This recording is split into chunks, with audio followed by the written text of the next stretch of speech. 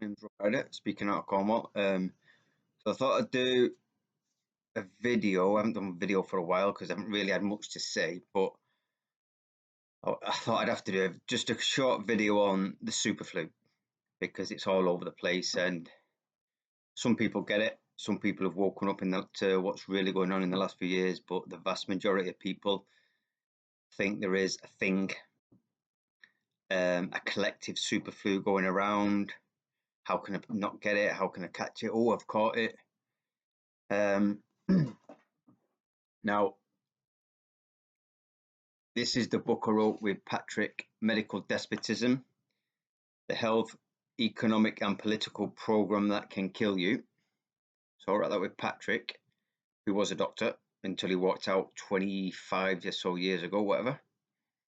So to understand this super flu, so you need to understand why about 6 weeks before the lockdown was I doing a few talks locally to say this is a pure propaganda psychological operation, and why I said on my mate's YouTube channel the only thing going around the world is fear and hysteria. So to understand that without going into the complicated science, or that isn't actually that complicated, is in the book, where you find the paper from Wuhan and Patrick's analysis, where we break down the paper to show there is no viral isolation. Virology is basically a theoretical science. They've got grey blobs in cell cultures in electromagnetic photos, and all there is a story built around that. That's it. So when people say viruses exist and people say they don't exist, well, first you have to think, what do you even mean by a virus? So if you mean grey blobs in cell cultures, they exist. If you want to call them viral particles, okay. Grey blobs in cell cultures that we call viral particles exist. The issue is the definition. So viral particles as defined by the medical profession do not exist. What's been proved in, what Patrick's been saying for years, and what's been proved in experiments is grey blobs of cellular debris with genetic material inside exist. Just our own cellular debris, waste material. Yeah, doesn't come from outside, not replicated in the body. It's just cell cleansing.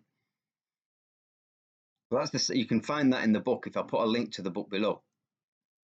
So now we've got the super flu. So for the people that didn't learn through the lockdown, through COVID, the alleged COVID, now we've got the super flu.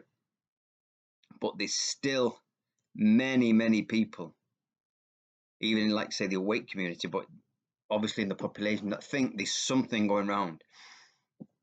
First of all, you have to understand the media is a propaganda tool. It's obvious now. It's absolutely obvious. The video done maybe 1 or 2 ago about the war on consciousness and the beast from the east, the weather report being used to manipulate our consciousness, to demonize Putin. You have to understand that's all the mainstream media is now, to control perception of the people. So I'll go around again. The only thing going round in this super flu is fear and hysteria, backed up by mass propaganda in the mainstream media. It's just come out of nowhere. But coming into winter, people's bodies get under stress. Everybody's body gets under stress. Bodies have to change the way they're functioning because the seasons are changing. It's getting colder. There's more pressure on the system. So that's when all the propaganda comes out.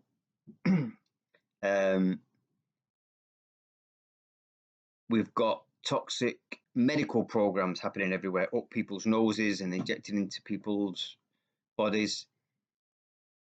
That's happening at the same time.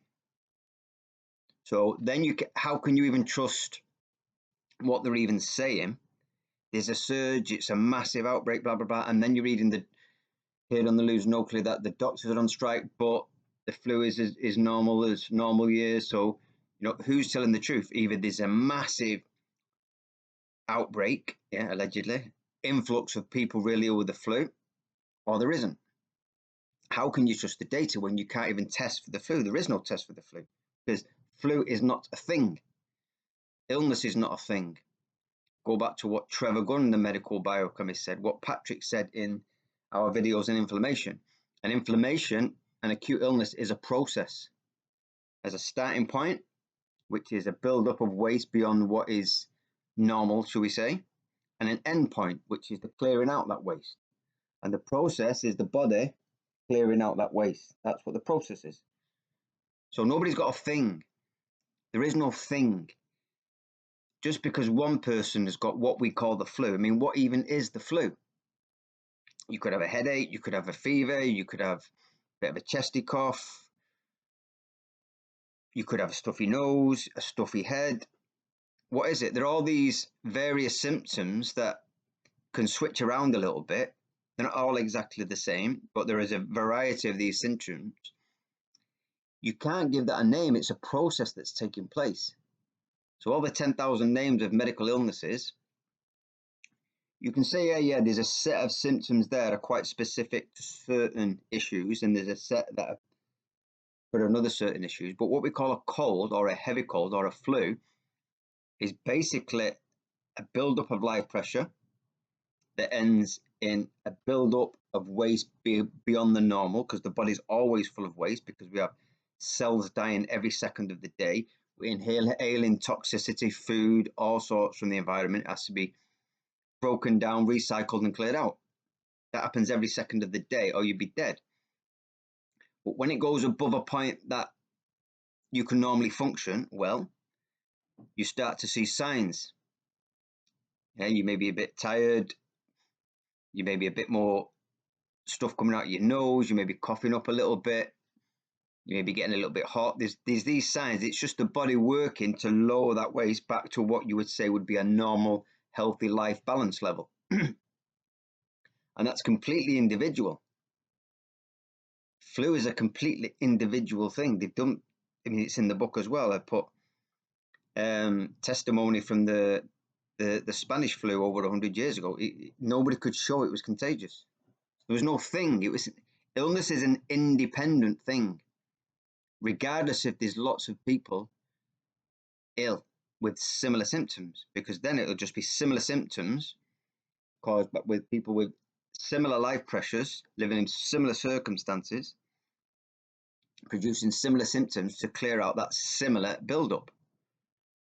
But outbreaks, what we call outbreak, I don't know anyone, and I'm a window cleaner, you know a lot of people who's allegedly got this super flu. Don't know anyone.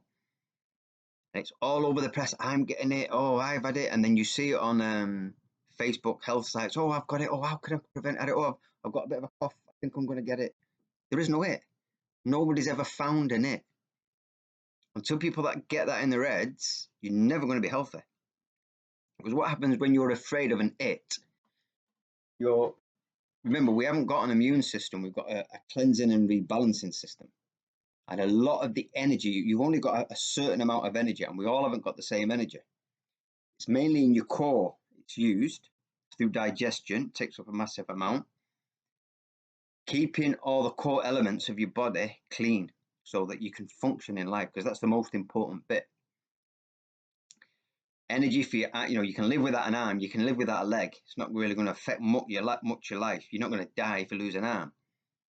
But you need your core. That's where the most of your cleansing and rebalancing system, the energy goes to keep all your system flowing and clear, constantly clearing out.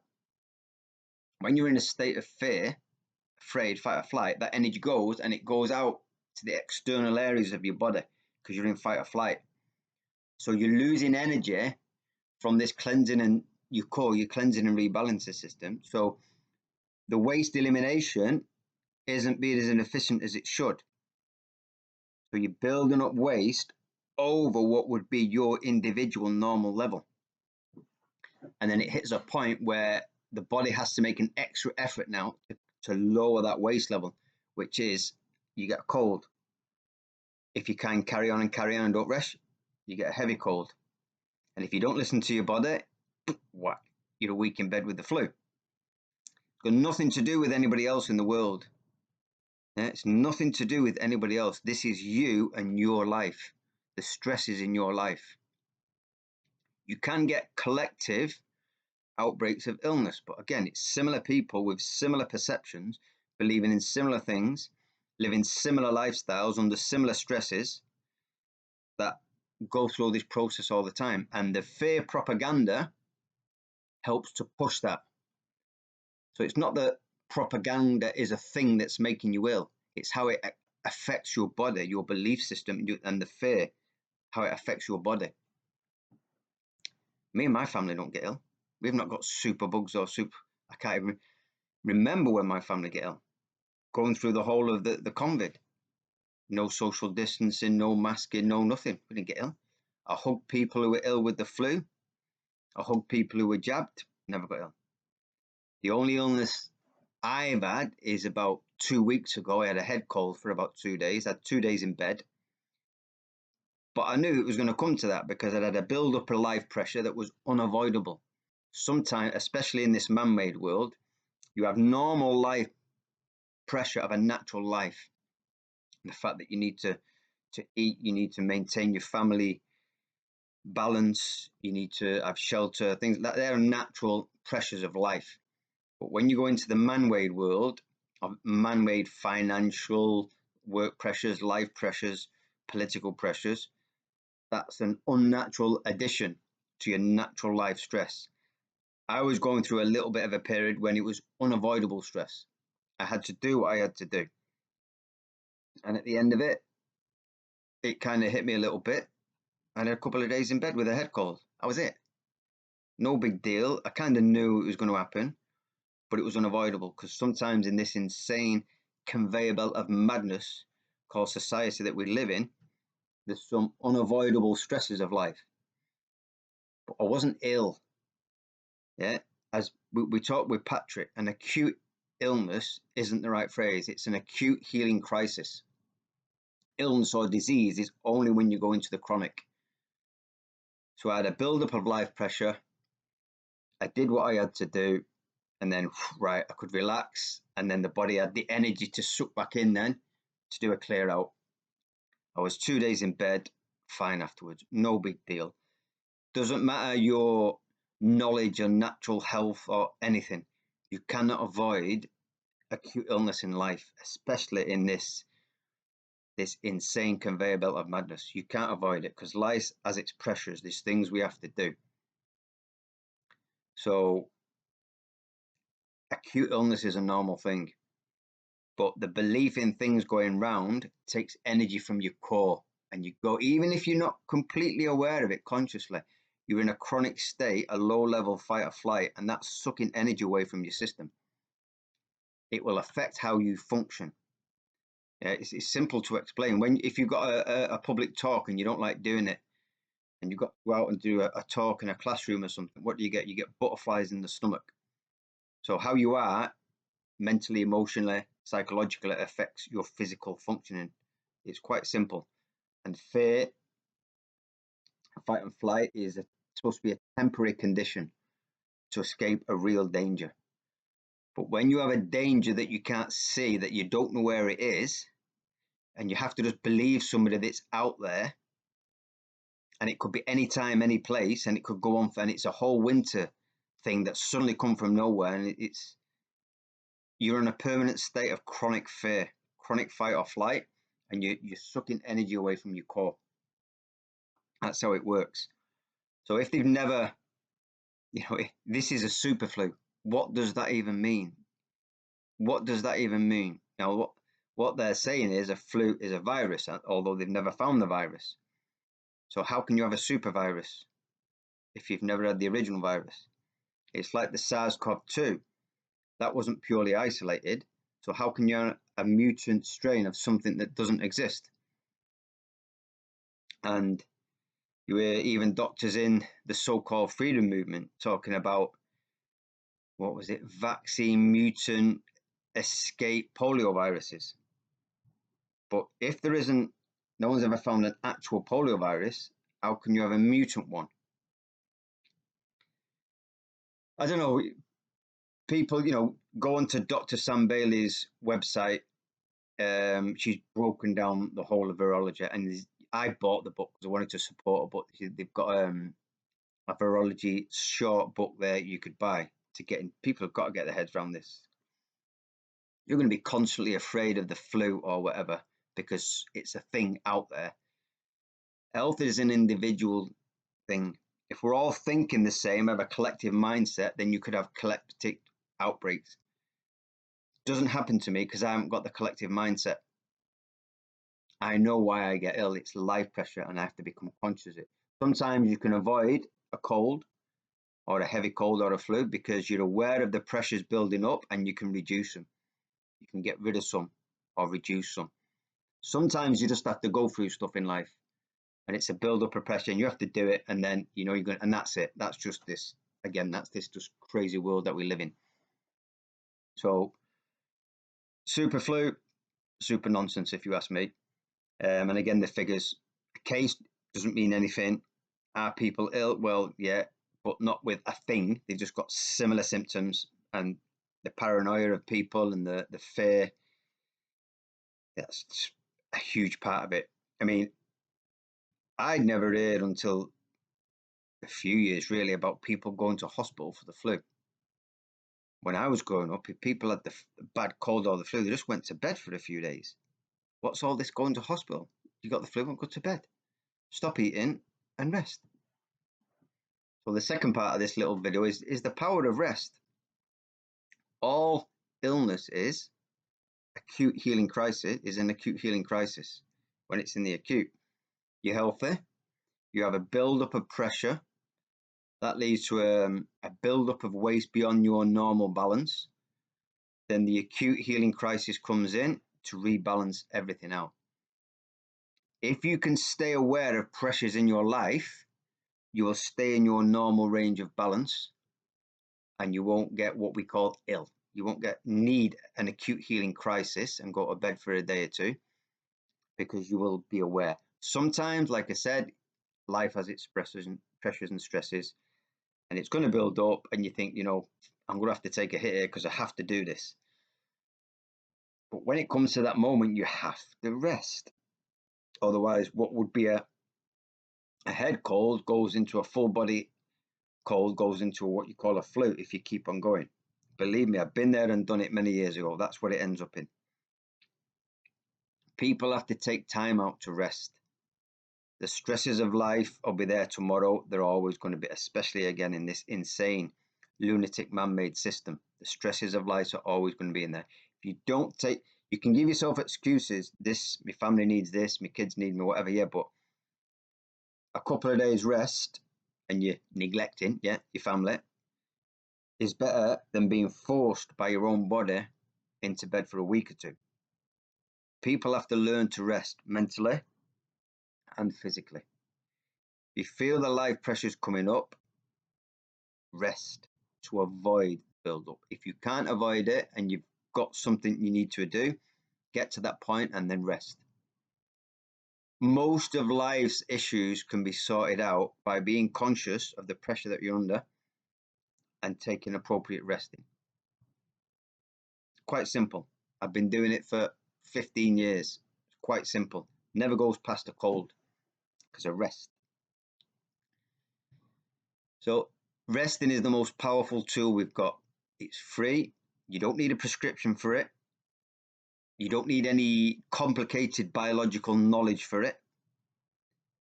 You just go to bed, you rest, you turn off the news for a start, because that's meant to keep you in a fearful state, because when you rest, you want your energy to come back in your core.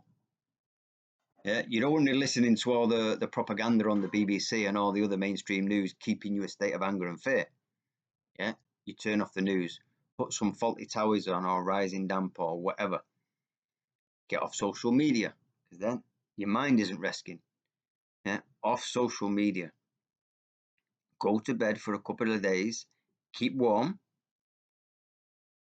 have, I would say, warm water with a squeeze of lemon juice. I think that's all you need. And do nothing. A day, 2 days, if it needs 3. You don't have to fast, but you have to massively reduce your food if you're resting. If you are genuinely going into the flu rather than just a bit of a cold, then I would recommend fasting, because that's the bigger cleanse. But if you've just got life pressures, you build up, you've got a bit of a heavy head cold, Couple of days, warm lemon juice water, maybe a little bit of soup. That's it. Watch some funny TVs, read a relaxing book, stay off social media, stop listening to the news and the problems of the world, and just rest. Give in to your body. We haven't got a clue how our body functions. We haven't got a clue, but it does. There's an awareness within it, the awareness that we've spoken about with Patrick on the course. It knows what it's doing. Why even question? Huh? You haven't got a thing. There's a process. The process has a starting point, which is a build-up of waste beyond your normal, and it has an end point. And that process is the clearing out to get to the end point, which will rebalance the system. It's simple. Very, very simple. If you don't do that, then you're going to start going into the chronic illness. That's an illness. That's when you're ill, because the body then isn't capable of going back to a full balance reset. In acute healing crisis, the goal of the body is to get back to a reset, whatever your best balance is for you as an individual. And the best way to do that is just to rest. You don't need a thing. You don't need to get some zinc or this or that. Some clean water, warm water, squeeze a lemon juice in it, or maybe a herbal tea. If you're not too bad, maybe one light bowl of soup in the day. That's it, and rest. If it's quite bad because you've continued with the pressure, maybe think of just fasting and have some lemon water or herbal tea or something and no food. Give into the process. You just give into the process. It's free. You don't have to think. You don't have to use your conscious mind. You don't have to study in a book. You just go to sleep and relax.